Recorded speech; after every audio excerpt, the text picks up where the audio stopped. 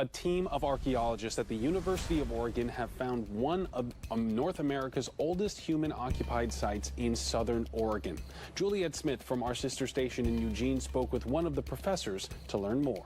There is a cave in southern Oregon that nobody cared about for a very long time. It sat in dry, cracked desert country, far from the nearest highway, far from any university, far from anyone who thought it might matter. And for decades, it was treated accordingly. Researchers knew it existed. They walked past it, noted it, moved on. The assumption was that the story of the first Americans had already been told, already settled, already filed away in textbooks with neat dates and confident arrows pointing south from a land bridge nobody alive had ever seen. What was the point of digging deeper into a dusty hole in the Oregon high desert when the answer was already printed and framed? The point, it turned out, was everything.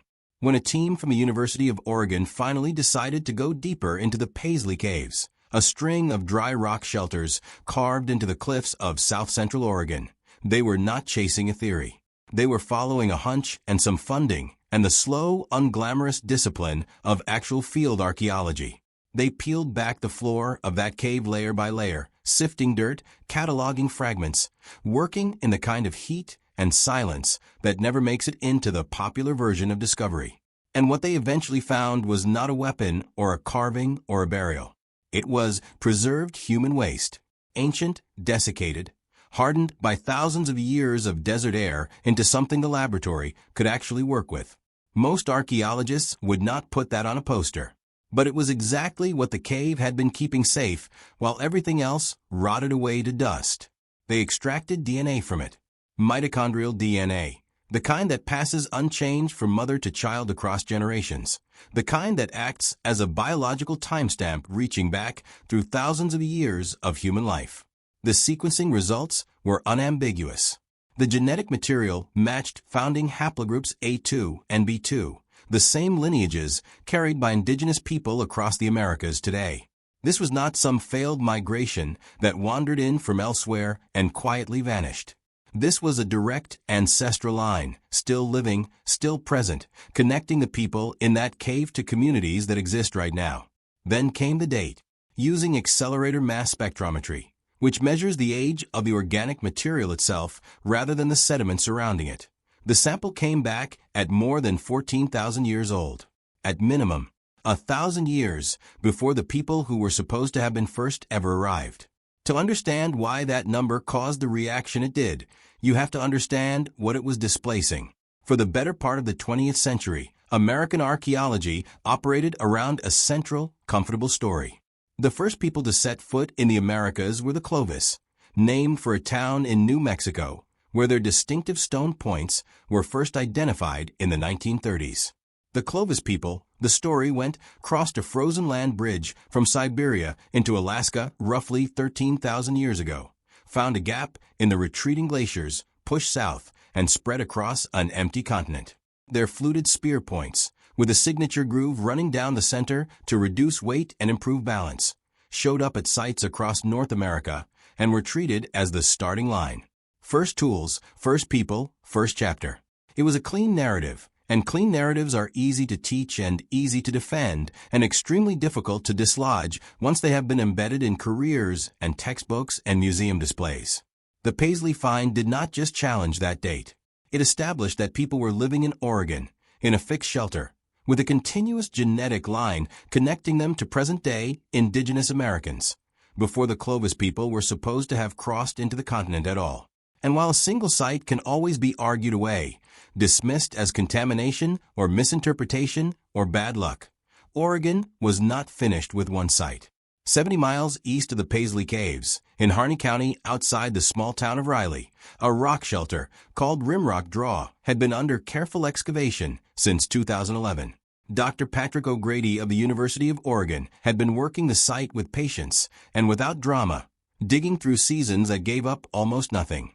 A few obsidian flakes, a groundstone tool near the entrance, the kind of slow accumulation that most people never associate with archaeology because it lacks the cinematic moment of sudden revelation.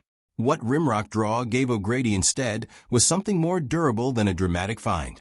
It gave him certainty. Buried within the soil was a distinct layer of white volcanic ash. Geologists traced it to a specific eruption of Mount St. Helens, an event dated with precision to somewhere between 15,400 and 15,600 years ago. That ash layer functioned as an absolute boundary drawn through time by a natural event that nobody could fabricate or dispute. Everything above it was younger than the eruption. Everything below it was older. There was no argument to be made, no methodology to question. A volcano had done the work that any archaeologist would envy. Below that ash, the team found 27 small fragments of tooth enamel sifted carefully from the soil. 2 of them stood out. One belonged to Camelops, the North American camel that roamed the continent during the last ice age and has been extinct for thousands of years. Another came from Bison antiquus, the larger, heavier ancestor of the modern American bison, also long gone from the living world. These were Ice Age animals, creatures from a vanished landscape, and they were sitting beneath a sealed volcanic boundary in the same ground where something else would soon emerge. A stone tool made of orange chalcedony, a glassy form of agate that holds an edge, shaped into a single implement with a curved cutting side, a flat scraping surface, and a serrated edge worn smooth by long use. O'Grady described it as a prehistoric multi-tool. But what struck him was the polish on the teeth of that serrated edge. That kind of wear does not accumulate quickly. It takes years of daily use, of cutting and scraping and cutting again, until the surface becomes almost glassy. Someone had carried this tool for a long time, used it constantly, and then set it down in that shelter and never returned. When the tooth enamel was dated, the results came back at roughly 21,000 to 22,000 years old. O'Grady ran the test twice on 2 separate samples, through 2 independent processes. Both returned the same figure, and the tool was buried 10 centimeters deeper than the teeth, meaning it was older still. He later said, with characteristic understatement, that it was extremely frightening to be holding material that old. He had watched what happened to researchers who announced findings too far outside the accepted range. He knew exactly the kind of professional consequences that followed a claim like this if the evidence did not hold. But the evidence held twice, and there was nothing left to do but report what the dirt had said. The tool itself carried a second message beyond its age. It did not look like Clovis.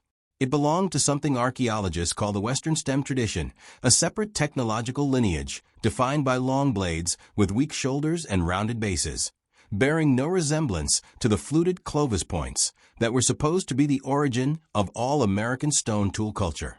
For the first time in a long time, the question was no longer whether Clovis was first.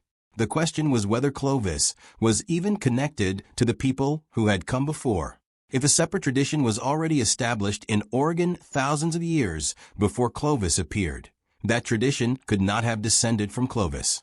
It meant different people, arriving separately, carrying different knowledge, making different choices about how to work stone.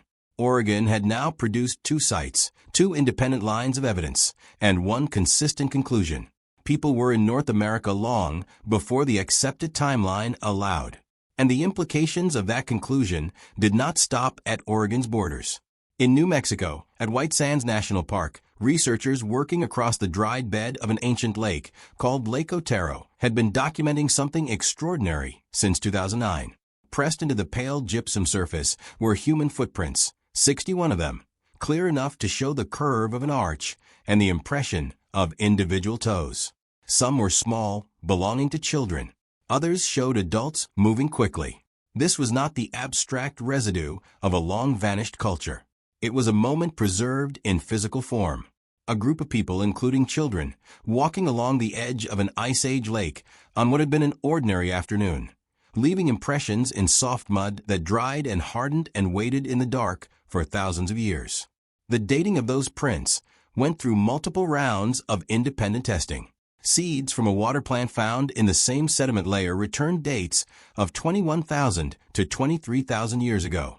Skeptics raised a legitimate concern about old carbon absorbed from groundwater, potentially skewing the results. So the team returned with conifer pollen, which does not absorb dissolved carbon and reflects only the age of the trees that produced it. The pollen confirmed the same window. A third study in 2025 used organic material extracted from wetland sediment and shallow lake deposits and arrived at identical figures. 3 separate materials, 3 independent methods, 3 matching results. People were walking in New Mexico during the height of a last glacial maximum, at a time when every established model insisted the continent was completely empty of human life. Running alongside those human prints in the hardened mud were the tracks of Columbian mammoths and giant ground sloths, megafauna that disappeared from North America thousands of years after these prints were made. Human beings and Ice Age giants sharing the same shoreline on the same afternoon, captured in the same layer of ancient sediment, at a moment the textbooks had declared impossible. The picture being assembled across these sites was no longer a collection of anomalies. It was a pattern. Oregon established the timeline break. White sands confirmed it independently from a different region, with different materials using different methods.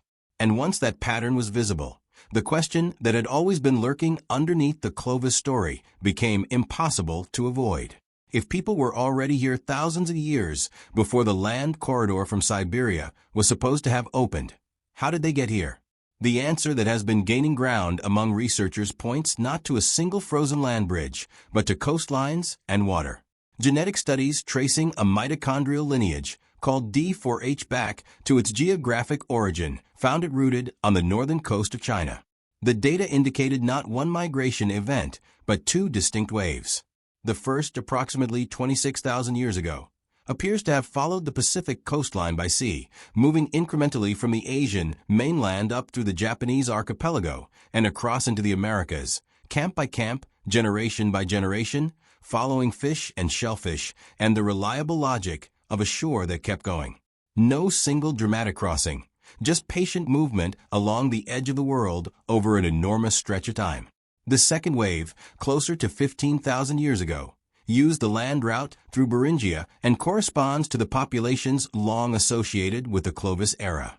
The people who were crowned the first Americans were, in this reconstruction, actually the second group, late arrivals to a continent that earlier migrants had already been exploring for thousands of years. The stone tool traditions support this. The same basic techniques that appear in the Western stem tools from Rimrock Draw show up in assemblages from coastal China and Japan. The same choices about how to shape a blade, where to thin the base, how to create a working edge, appear on both sides of the Pacific in ways that are too consistent to explain by coincidence. Tools do not develop identically in isolation thousands of miles apart. They travel with people, and people carry their knowledge with them across the water. What Oregon uncovered in its dry caves and wind-blown rock shelters was not simply a pair of old sites with interesting dates. It was the beginning of a systematic dismantling of a story that had been treated as settled for nearly a century. A row of caves that nobody thought was worth digging into yielded human DNA connected to living people and pushed the date of American habitation back by more than a millennium. A volcanic ash layer in a rock shelter sealed the case with the authority of geology itself and produced a tool tradition with no connection to the culture that was supposed to have started everything. Together they forced a field that had resisted revision for decades to finally engage with evidence it could no longer wave away. The continent was not empty when the Clovis hunters arrived. It was already home to people who had been here for thousands of years, living by different methods, carrying different tools, following routes no textbook had ever drawn. The oldest chapter of the American story was not written by the people everyone assumed. It was written by someone else, far earlier, in the dirt of a desert cave in Oregon that the world had not thought to look at closely enough. Until now.